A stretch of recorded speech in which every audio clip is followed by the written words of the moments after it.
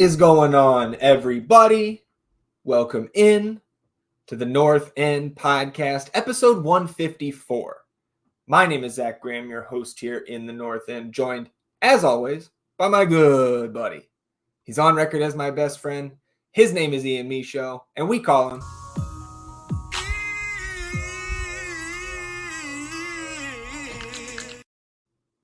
E. Sitting here midweek, Austin, Texas. No double game week here this week, so nice and relaxed. Oh, no, psych. We've got all kinds of news to talk about. But I'll ask you first, as I always do, how you feeling, my friend? Oh, I'm feeling well. Got to watch one of our center backs in the fucking Euros, man. That's pretty interesting stuff. So yeah, there's some excitement flying around that I'm looking forward to getting into, but still task at hand coming up. SKC really want to finish this month out strong. This is the game that I've been targeting, but didn't know we'd have this much house money rolling into this. So looking forward to it. I think it's a big week. Obviously a lot to talk about, a lot to chat about. And I'm just ready to go, brother. Yeah, we'll go ahead and get into this here. Shout out to you, sir, for coming out. Happy birthday to the lovely Annabelle yesterday. So we had a nice little time, little surprise dinner, little late night darts and farts there for those who are for the initiated. No let's mercy. Go ahead. Yeah. Well, hey, you mentioned we have a lot to talk about today. We'll leave all that in the rear view. And before we start today's episode, just want to remind you all to rate, review, and subscribe to the podcast. Wherever you get your podcasts, it helps us grow the show, as does hitting the subscribe button if you're watching on the YouTube channel. You can also hit the notification bell to know when a live stream pops up or a new episode goes live. And on this episode, hit that thumbs up, like the video, help us battle the YouTube algorithm overlords, atone for your sins, wash yourselves clean in the waters of the North End. Going to be a lot of excitement in the North End and just Q2, the Austin FC universe in general, because we already knew we had Osman Bukari coming in. We had Mikkel Dessler. But now, as of this week, and literally 10 minutes after we posted Sunday's episode, we got fucking moon towered. We have a new center back signing. Oleksandr Svatok, I believe, is how we pronounce that name. Not the toughest one. I think the real challenge here comes in pronouncing where he is from, and I have done a little bit of practice here. I'm going to give it my best shot. Svatok comes to us from, he's Ukrainian national, you mentioned, playing in the Euros today against Belgium. 29 years old, 6'1". He will wear the 21 kit, and he is from Dnipropetrovsk. Oh, it's tough. It's tough. That wasn't as good as I thought it was going to be. But the thing that you can take away from the pronunciation here, again, this is spelled Dniprodzerzhynsk.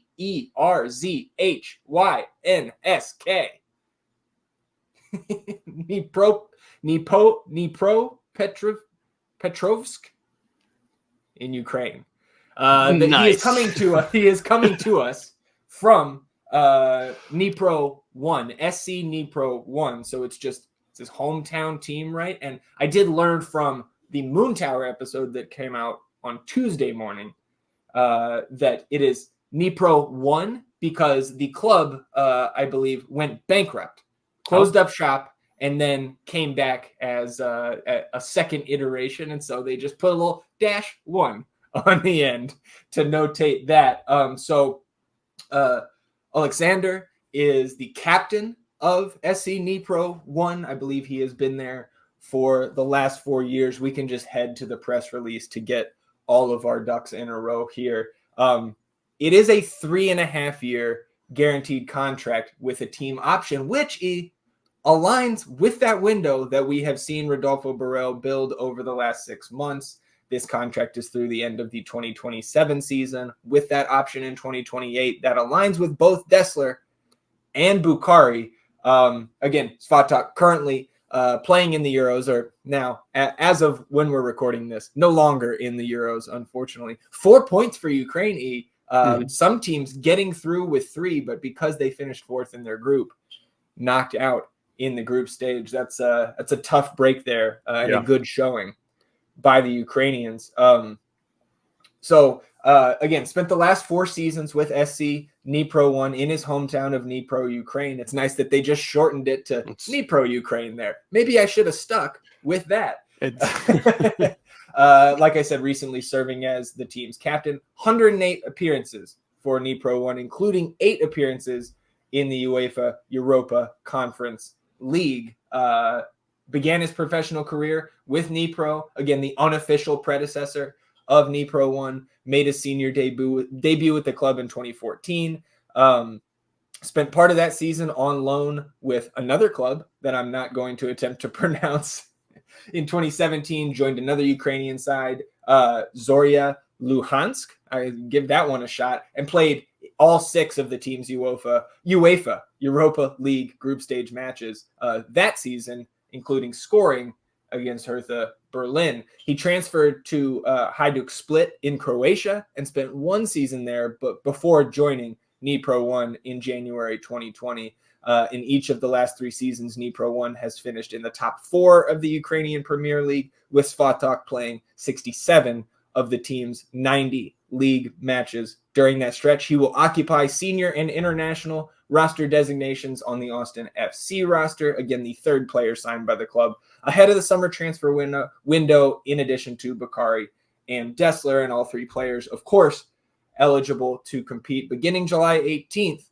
So looking ahead to that Charlotte match, that is the first game we could potentially see Svatok appear in. And then talking about what he did today against the Belgians, I know both of us had the opportunity, as did a lot of the other Austin FC faithful, to check out 81 minutes of our new boy playing up against the Belgians, marking the likes of Lukaku and De Bruyne and all of the other, recognizable names from that Belgian squad. Maybe not at their height still of what they were over the last, 2 or 3 cycles, but in my opinion, more than held his own. I thought what our buddy Landon Cottam said in his little scouting report from watching film on him, that he plays big, kind of commands his space. I thought that was, from the 81-minute sample we saw today, I thought that was spot on. And man, 2 hours of watching him, I am more than excited for this guy to get here. Like, this seems like a centerpiece of our back line for the next 3.5-4 years. That is definitely how it looks for me. Obviously we get this news right after we drop the episode. I'm still on vacation, running around, traveling and everything. So I wasn't able to dive in too much into his past and all that. So I was glad you were able to go through that. I was confused about the two team names, and I was like, okay, so I thought potentially that he had shifted leagues, but learning that he was always in the top division there, it is great news. Yes, from the small amount of time that I was able to watch him today, the physicality, because Lukaku is a very physical player, big guy. So I thought that he definitely, I think, held his own, was a great way to say it, versus a very talented team. I was excited about to just be able to watch him, be able to scout him. We had been hearing rumors. Coach has been dropping little hints that, he doesn't think Roto was done, yada, yada. This news comes in. You get to see the dude in the Euros. It's a really beautiful and exciting thing. Lines up with this window that we keep seeing, Roto passing these contracts out for. And I think that that's just something to look forward to in regard to how this team, the core of it, the construction of it is all coming together at this point in time. From his time out in that game, again, I just saw some nice interceptions, a willingness to be like a man marking kind of guy where you still holding your kind of zone principles, but it was like, hey, dude, this is the most threatening attacking player over there.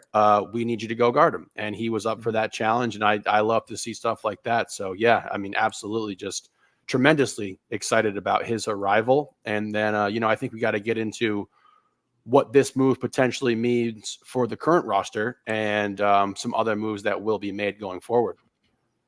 Yeah, I agree. And I think an unintentional transition there, segue by you, because I had this roster sheet ready to pull up to talk about next.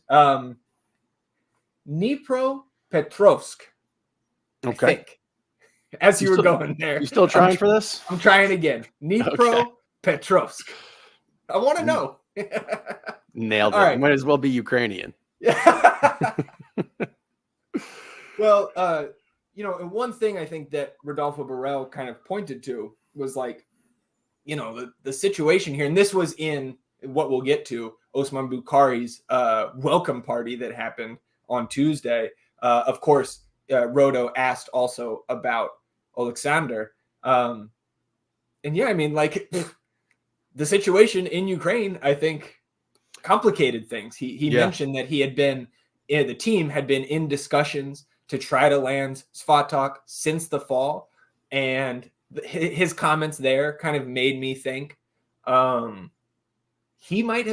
might have been that second player that Rodo was hinting at back in February that they were very close on, because he said these negotiations have been going on for 6-7 months now.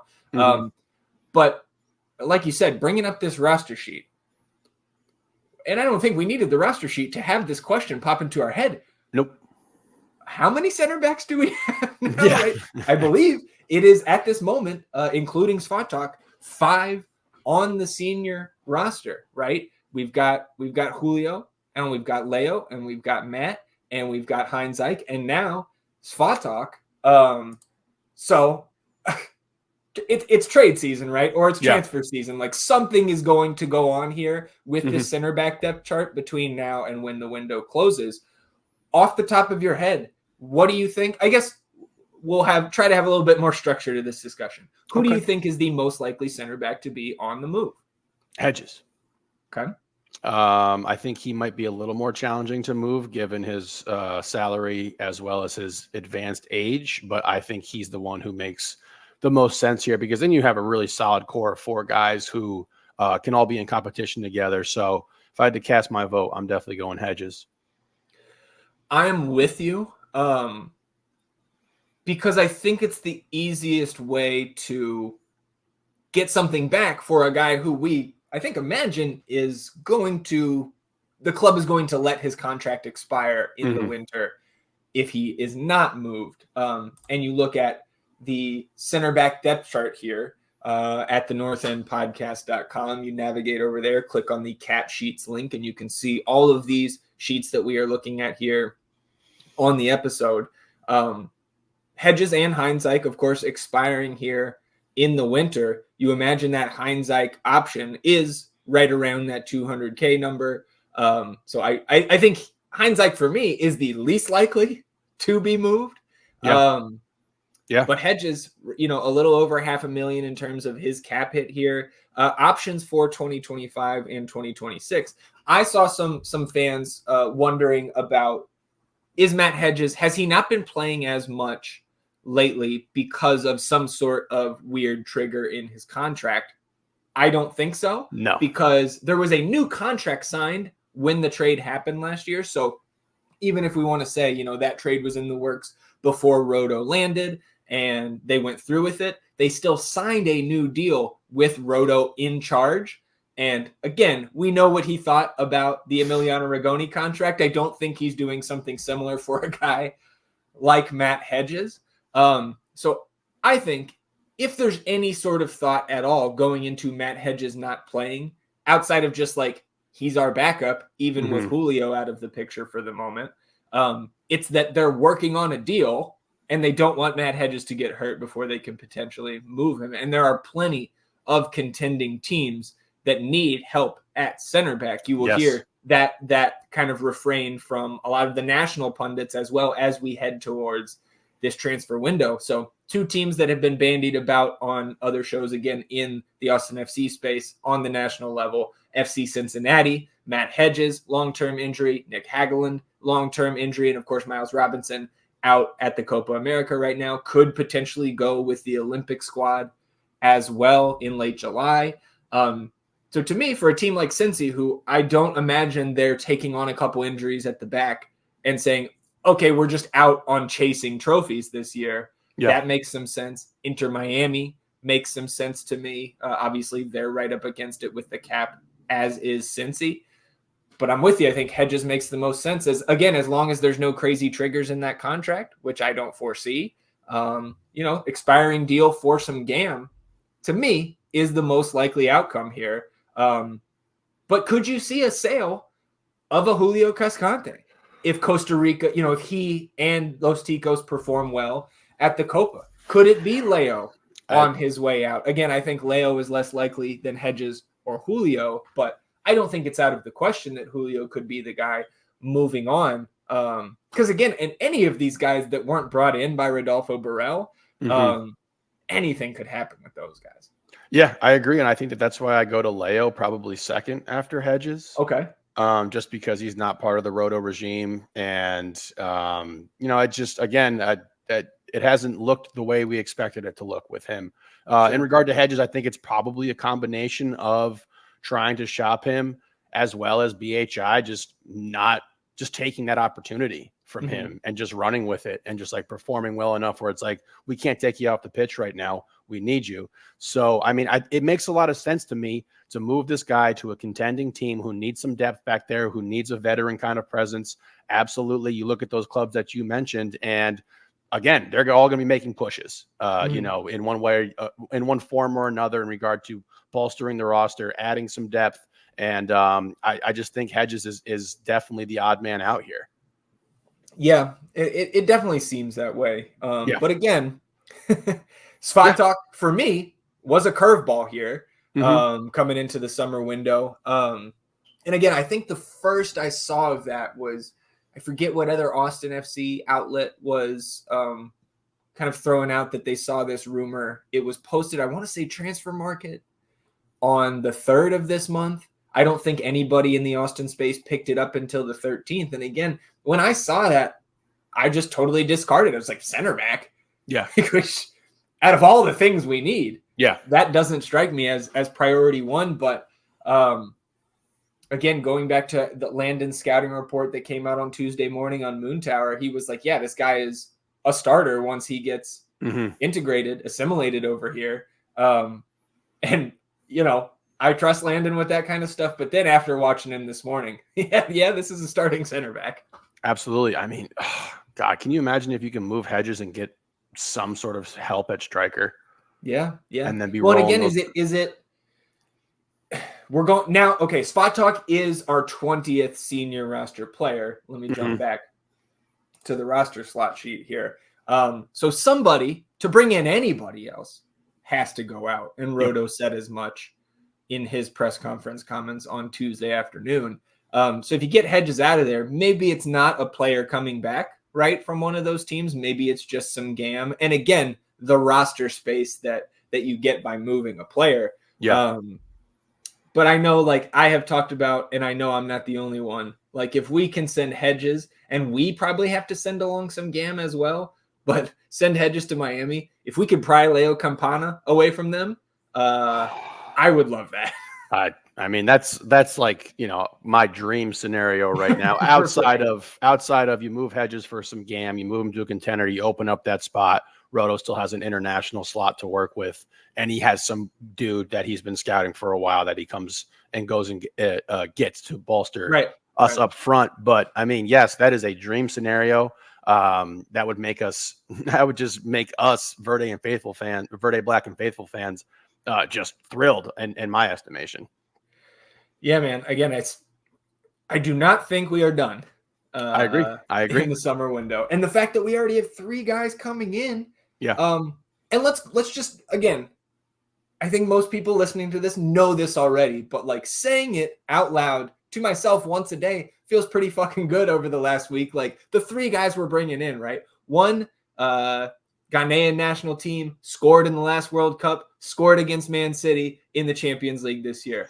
Then we have another guy who started almost every match that he was healthy for a Ligue 1 side, scored against Benfica in the Europa League this spring. And then now we've got this guy who's the Ukrainian, starting Ukrainian center back, captain of his club team coming over. Like, that's a pretty damn good trio. And the fact that it feels like we're not done yet. I mean, we talked about the summer feast, right? And it's happening. It is on display right now, man. And this is what we've been patient for so long. It's odd to be in the moment, even though we knew it was coming. But yes, you look at the track record of the guys that you just brought up there, and on top of that, the success of the players that Roto already has here and how well they have performed for us. And it's just a really beautiful and exciting time to be an Austin fan, man. And you look at this roster, and like you said, we're not done. We are not done in regard to how this team is going to look after or once this deadline comes up here. And I see a few names in there that you can really try to make some moves with and bolster this team up to a point where we're feeling really good about it. I know your timeline is competing for cups and titles next season and everything like that. Yeah. And I think that this is the foundation that you have to have built in order to achieve that timeline, because everything had fallen apart in regard to how this roster was constructed, the way we were passing out contracts, obviously the history with the management, Reyna situation and all of that. So, Roto came in with a real disaster and mess on his plate, and in a very short period of time in regard to, and as far as quote unquote rebuilds go, this has been expedited and it has been fun to watch and be a part of. Yeah. And again, I think the ceiling outcome is still there, right? If they have enough of that targeted allocation money still in the coffers, they can open up that DP slot with Alex Ring, right? Buying him down under that max salary cap hit and fit in another designated player. Again, that's going to come by the winter, you would think, right? We're not going to go into next season without filling that spot. But it could be in 2 or 3 weeks. It really could be. How much TAM do we need to buy him down, Alex? Right around $1 million. And so the guys that, we can go over to the cap sheet here, the second tab on our salary cap and roster spreadsheets, and you can see the guys that are TAM players, right? So we've got unknown amounts of TAM allocated to Hedges and to Väisänen and to Valencia. We know that Zardes and Cascante, right, because they are above that max cap hit with their guaranteed compensation number, we know that Zardes is taking up a little over 300,000 in TAM. We know Julio's right around 100,000 in TAM, and we can head over to our salary cap. Actually, I think we can just scroll a little bit to the right here, and we know that the TAM budget for every team this year is just shy of 2.6 million, right? So if you need around $1 million TAM to get Alex Ring down, you've got about $1.5 million to play with. And I don't think that those two numbers, right? So right around 400K in TAM for Zardes and Cascante. I don't imagine that Hedges and Väisänen and Valencia's TAM from their transfer fees, right? I don't imagine those are that much higher than that max cap hit. I would agree. I am still of the mind, and again, maybe I'm just being overly optimistic. I'm still of the mind that we have the TAM to buy down Ring and make that big swing again if the time is right. Man, that would be awesome. Well, bringing a third DP, man, and just yeah, I know, because really get our hopes up. Yes, absolutely. I mean, my hopes are already up. But you get that third DP, and again, then you're getting very close to full rebuild done, right? Again, it's not done in my eyes with the window that Roto gave us, 2 to 3 transfer windows until the winter window is closed, and that's not till April of next year. But if you're taking care of the special roster slots, right, the DPs, the internationals, etc., we also have 2 U22 spots open, so we could also get guys like that.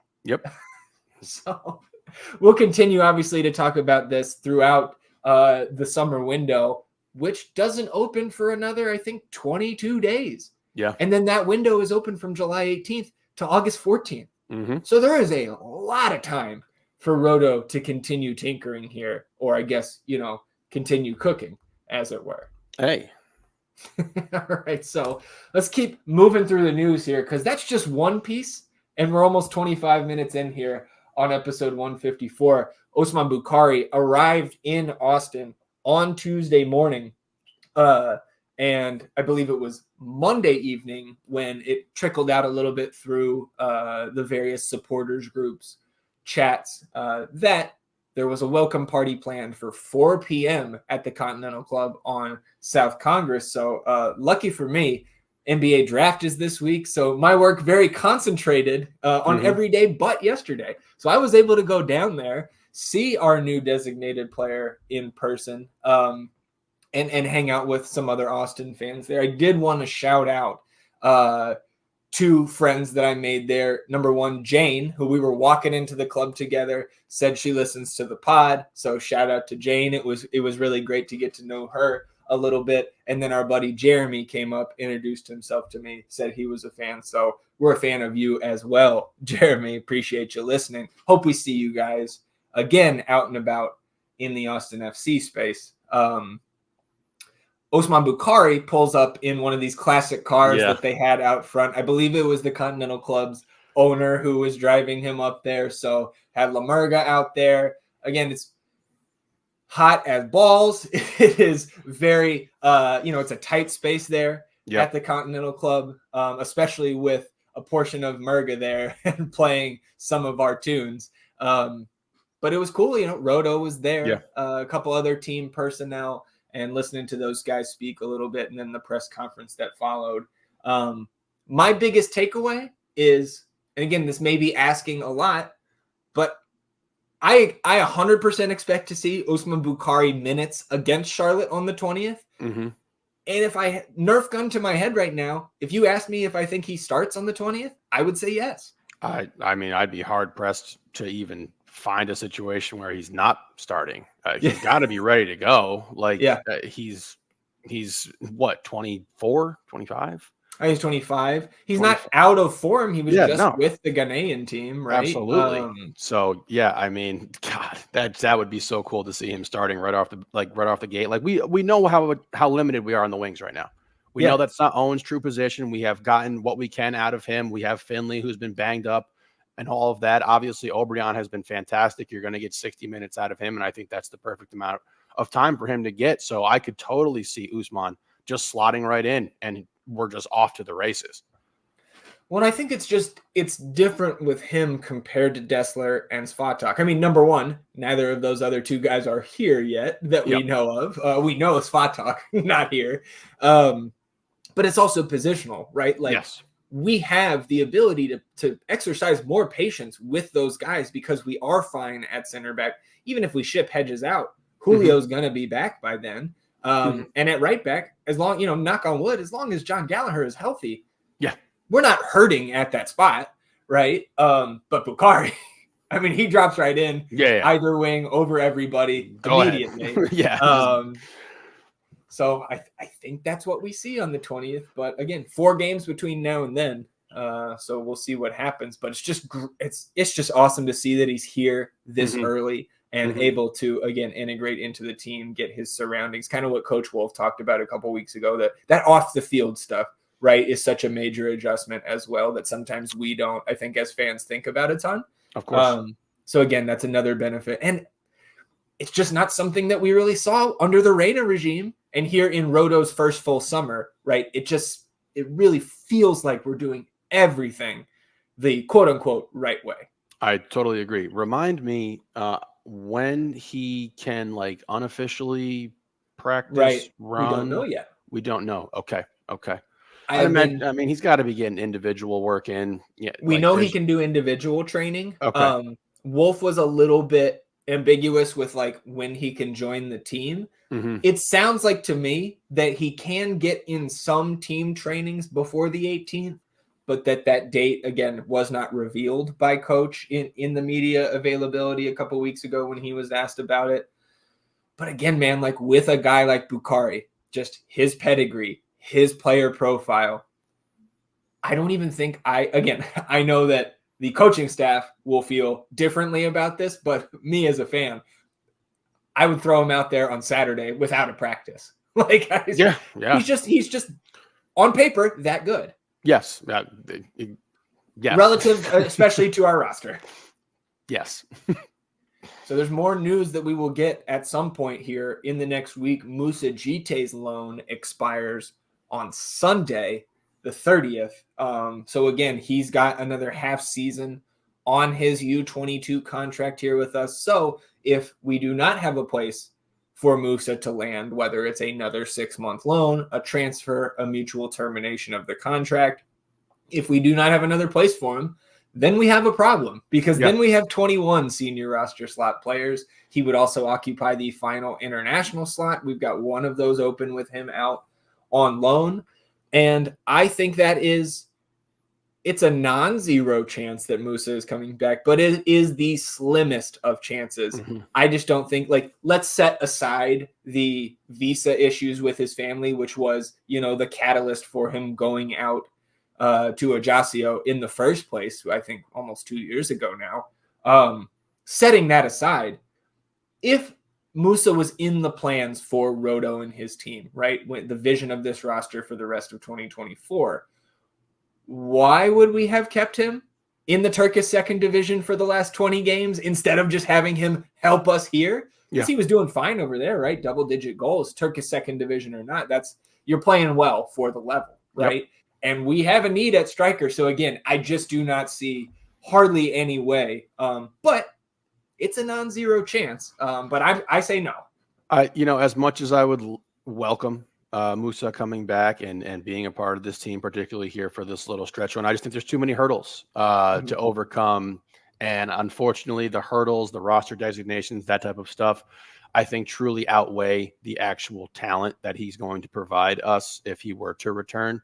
So I just think with all those things in play kind of going against him, that yes, the most likely outcome for this is that we do not see him return and we find some sort of place for him elsewhere.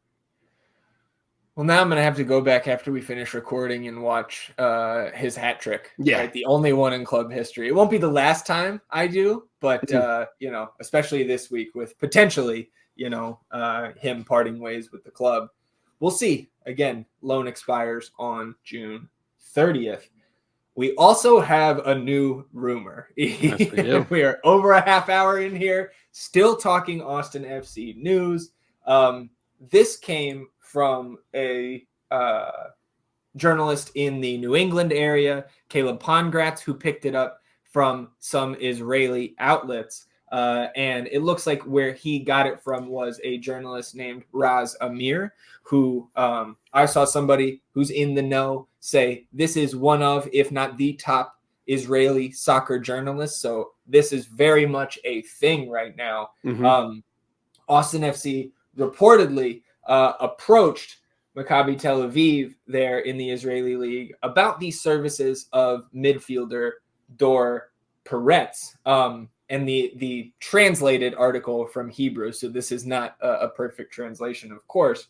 Peretz does not have a release clause in the contract, as is customary with most contracts in Tel Aviv. So in order to advance a deal for him, they have to reach an understanding with Tel Aviv. First, the transfer window in the U.S. opens in about 3 weeks. So it will be interesting to see when the developments will take place, since the window opens a few days before Tel Aviv has their first Champions League qualifying match. So a little bit more about Dor Peretz. Again, I mentioned a midfielder. What was the term you used that would need to be a release? Yeah, so does not have a release clause in the contract. So I imagine there are clauses, right, where you could say in X number of windows, or maybe every window, the player could go out for some sort of, I'm not a soccer contracts expert, but release clause is something I think, especially in the non-salary cap leagues, that is somewhat customary there. Okay. So Dor Peretz, and I think we could probably just bring up his FB ref here for those watching on the YouTube. And I don't know, in that offensive category. This is some pretty nice green numbers there. And again, this is men's next 14 competitions. So MLS factored in to those 14 leagues that they use to generate these scouting reports. Peretz, again, doing quite well for himself over the last couple of seasons. There is not, I believe, a ton of stats here, right, for the Israeli league. And that scouting report is only based on 750 minutes. But from what I could tell, this player, again, would come in and, to me, reads a little bit like an Alex Ring replacement, maybe. And maybe not a replacement on the roster per se, but in his spot as that dual 10 or dual 8, whatever you want to call it, next to Seba.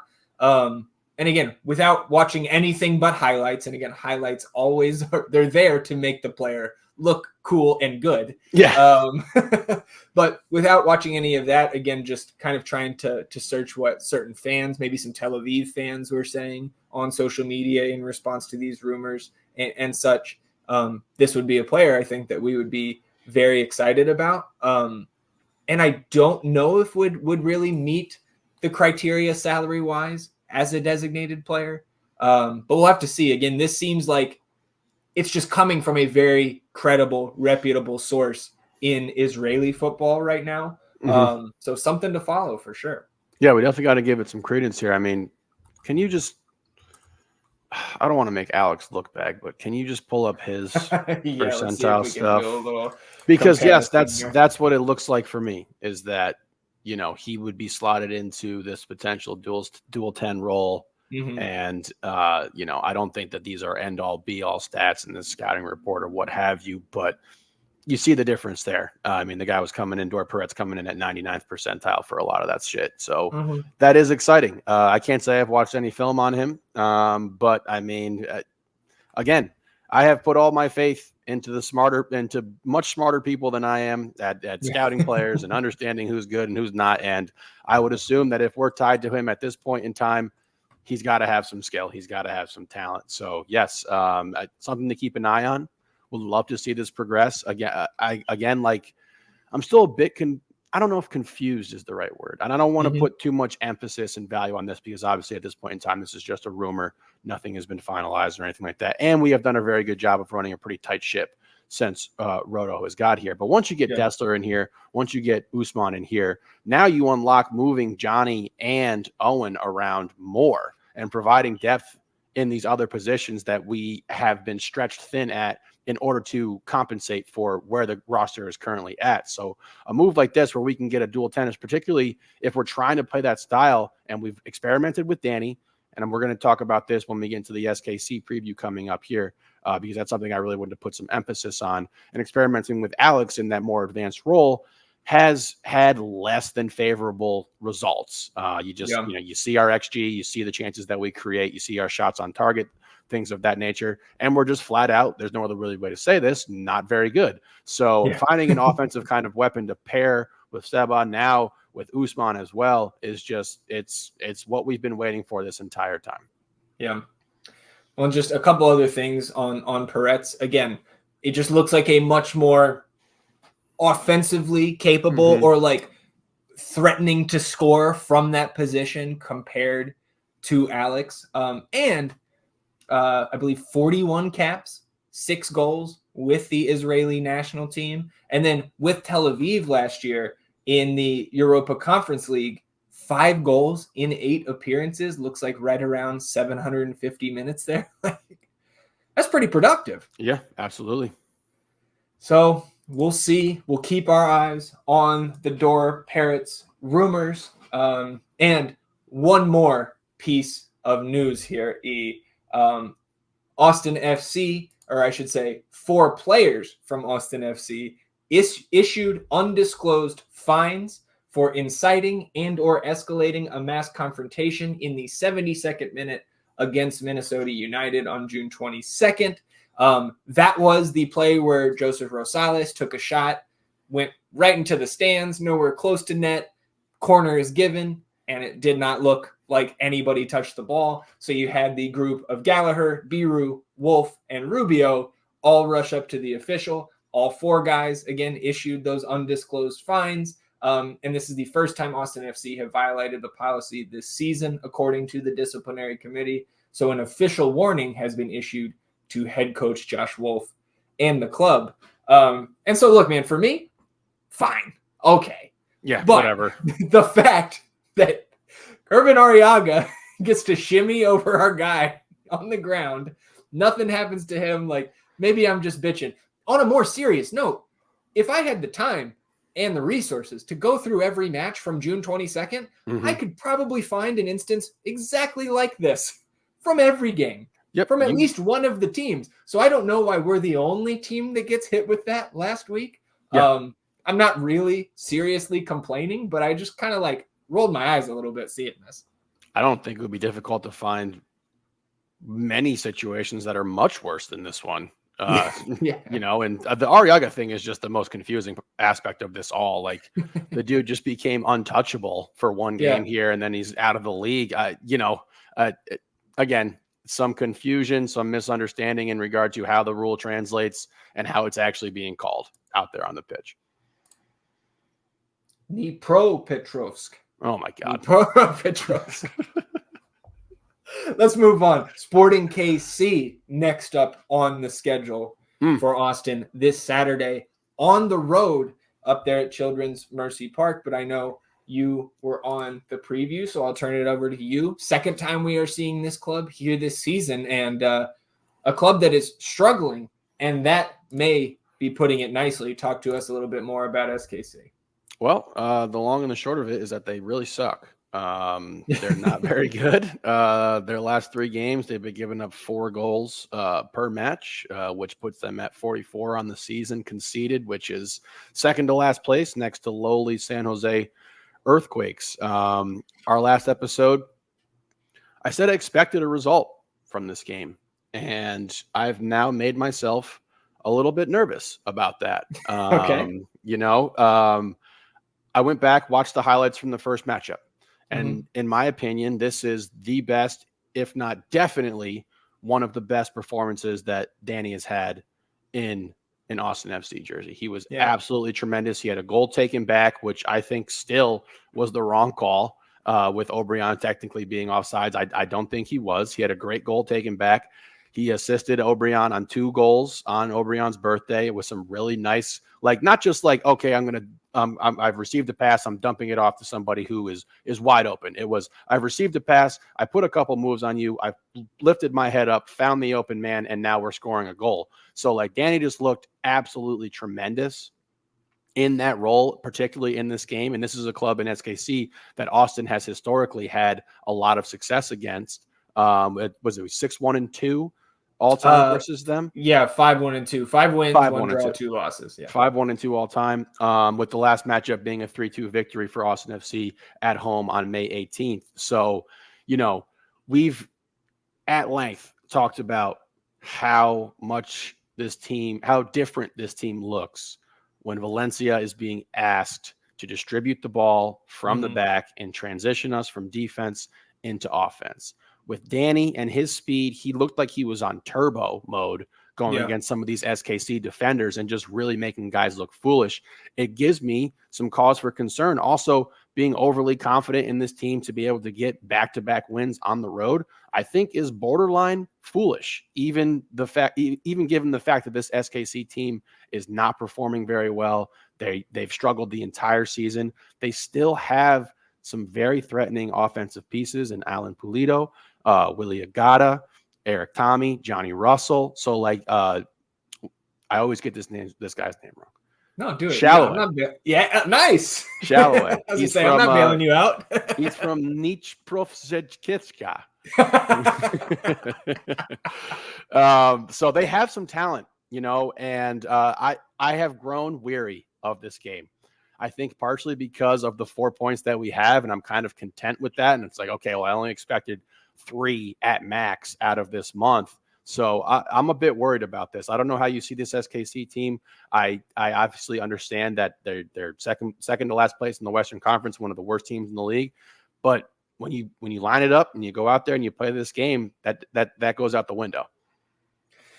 Yeah, I mean, I do think they get right. Alan Pulido missed the last 2 games of last week. And I believe we saw that yesterday he was in full training with the team, so he should be back. Obviously, I would love it if he took another game off. I don't know if I'm as worried as you, because, again, like to me, the big time house money was Saturday. Yep. getting any sort of result, much less 3 points, without number 10, in addition to the other, right? Johan suspended, our 2 guys at the Copa America. So 2 of those guys are coming back, right? You assume that Seba will be good to go here from that illness, which sounded like food poisoning.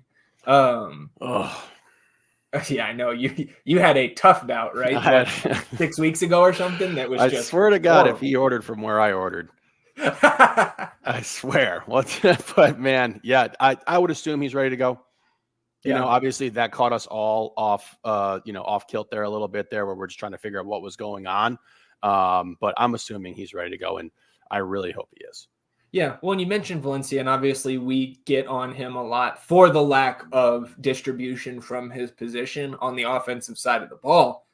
That said, I would like to see him dropped right back into that position here on Saturday. I mean, what just else because, again, like I think we're probably a little bit better again. At least either having Wolf on the wing as a starter or Wolf on the bench as that utility guy to come in, maybe in the midfield, which we have seen, again, as a wing option, as a potential fullback option. I think as we're discussing this here, I'm talking myself into, if Ethan Finley is ready to go again opposite Hodder Obrian, put Owen on the bench for this one, and then you're able to slot him in based on the game state in the second half. Yeah, I was just about to ask you, what was your forecasted starting 11 here, and it sounded like you were talking yourself into Finley. Yeah, I think that's what I would like to see. I don't know what we will see because, again, we just it feels like we get hit somewhat frequently with just unexpected injuries, illnesses, what have you. We also know, Driussi on that yellow card accumulation, so hopefully he can keep his hands to himself over the next 2, 3, 4 matches. So yeah, I think Diego up top. Although, again, Jassy has been fine for the role that we expect out of him, right? Ethan and Hodder, Seba and Alex, Johan behind them, same back line, right? Biru, Johnny, BHI, Leo, Stu. And so then you're looking off the bench, right? Then you've got Owen back there, you've got Hector, you've got Hedges, you've got John. It's still very, very, very thin. We don't have, maybe because those guys are also in Kansas City this weekend, maybe we see another call up. Alonso Ramirez cannot play anymore. I believe he still has 2 call-ups left. So, they could call him up, but he can't play. So, he's not going to get called up. I believe Jimmy has 1 left.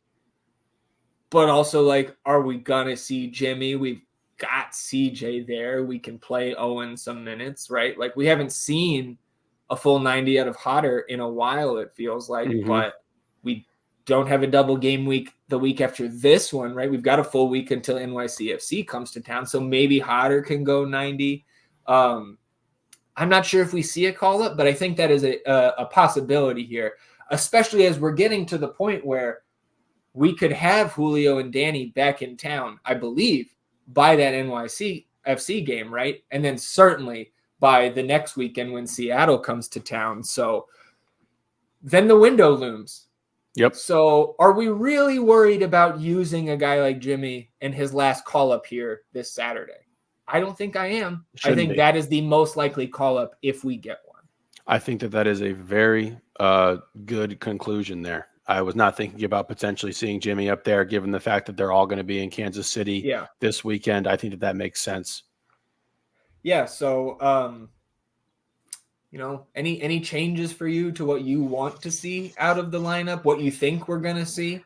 And if not, we can go ahead and let the people know how much Austin FC is winning by on Saturday. Nothing is really sticking out to me or standing out where it's like, this is what I want to see. It's just so difficult with how thin this team is right now and what you're going to be able to do. So I do think, given the fact that our depth might be our primary issue at this point in time, I do think Owen on the bench makes a little more sense just to play out the game script, see how this game goes. If you're down 1-0, you try to salvage a point potentially.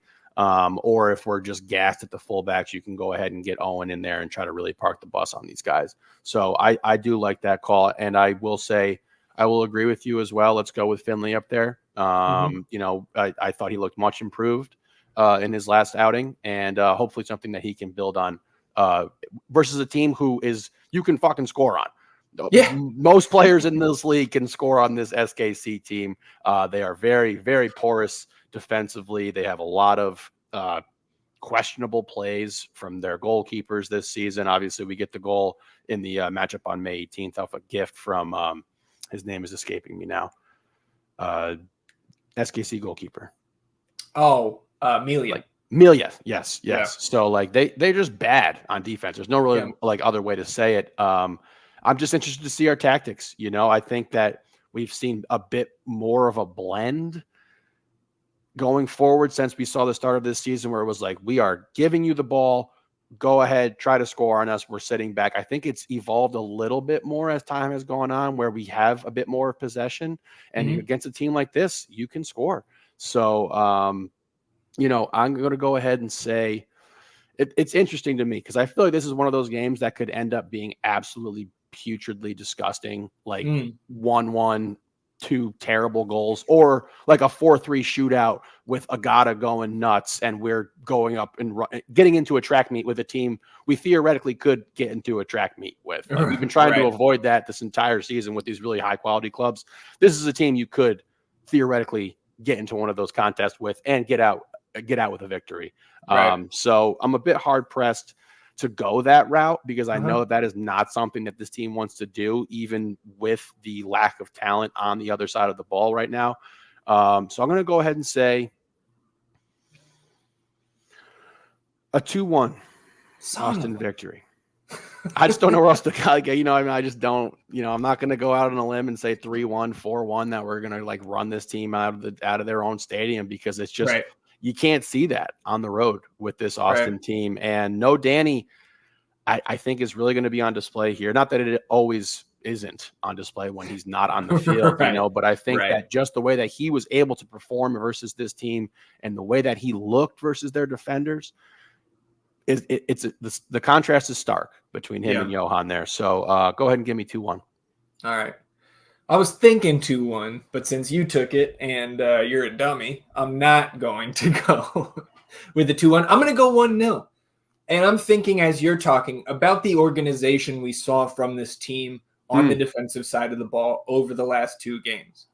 These guys just played LAFC and Minnesota United, albeit a depleted Minnesota team that then went down to 10 men 30 minutes into that match, but 2 shots on target in the last 180 minutes. There are some names here offensively for SKC, but give me a 1-0 because I think we can continue to limit their chances. Again, keeping them to maybe a high volume of shots, but low probability chances. And we know that if we sneak a goal, we're trying to sit back even further. So I'll go 1-0, but 3 points coming back to Austin. And again, that 3 points would be huge. Massive. Absolutely massive. Yeah, that's a good point, because our defensive shape has looked really great these last 2 games. And, I guess I just found it difficult with the names on the other side of the ball. Yeah, particularly on the offensive side, to go ahead and get the clean sheet. But, there's plenty of names on LAFC. There's plenty of names on Minnesota. So something that this Austin FC team is very capable of. 2-1 for E, 1-0 for me. And we can go ahead and move into last business day. Dnipropetrovsk. Nailed it. SKC 2 on Sunday is the opponent for FCito. This will be 6 p.m. Central, and that is out at Rock Chalk Park, a.k.a. the Rusty Swing. And of course, the Scared Money Derby. We saw these 2 teams already play this season at the pitch, and Austin FC in that one coming out victorious in penalty kicks. That was the Alonso Ramirez late equalizer in the 88th minute. So grabbing those 2 points from the jaws of defeat. And again, I like FCito's chances here this weekend, this Sunday, up against this SKC2 team, not just because I am a lunatic fan, and I'm most always going to predict some sort of positive result here. But getting back your captain in Alonso Ramirez, coming off what I can only imagine is a significant confidence booster coming back into this team. We know we got Tony Gomez back last week. We know we saw Diego Abarca debut up there against North Texas. So, taking on this Sporting KC team, like, they are not bad. 8 points above us. We do have a game in hand, but they have 22 points from their 14 matches played, a +1 goal differential. This is a fine team, right? I think average at worst so far throughout this season, but I just think our guys, again, they're continuing to grind, right? Undefeated in their last 3. But it has been a while since we got a win. And I think it's only one victory for FCito since March 28th. So why not Sunday, E? I think we sweep this derby, 5 points of the possible 6. Give me a 2-1 victory for Austin FC too. I like that. I just think getting Lonzo back there is going to be absolutely critical and crucial for them. He's probably their best player. Yeah. I would say so at this point in time. He's probably the best player on FCito with CJ. Yeah, of course. I mean, CJ's first team player. Yeah, right? yeah. So, it's I think that's going to be a big boost. It's just, you hear March 28th, like, they haven't gotten a victory. It's just hard to imagine. One victory since then. Yeah, it's just hard to imagine this team going up there and getting the job done. But I can imagine it. So I'm going to go ahead and I'm going to say a 3-2 victory up there versus this SKC team. I like it. Of course, the 2 names in my eyes that are the guys to watch on this SKC 2 team, Cameron Habibullah, who leads them in goals with 7, and then that big fuck Pau Vidal leading them in shots per 90. I believe for him. Yeah. That was the big save, if I recall correctly, that I think this was Aaron Cervantes' first game in goal, if I recall correctly, back at the pitch. And I want to say the Vidal shot in pens was the one that he saved. Cervantes in net. I believe that it was his debut as a starter. Obviously, I think we see Marcus, who has been doing just fine over the last few games. But yeah, Habibullah and Vidal, the guys you really got to know where they're at all times. Yeah, Vidal is very dangerous. He has still left an impression on me from the first time I saw him up there at the pitch. Yeah.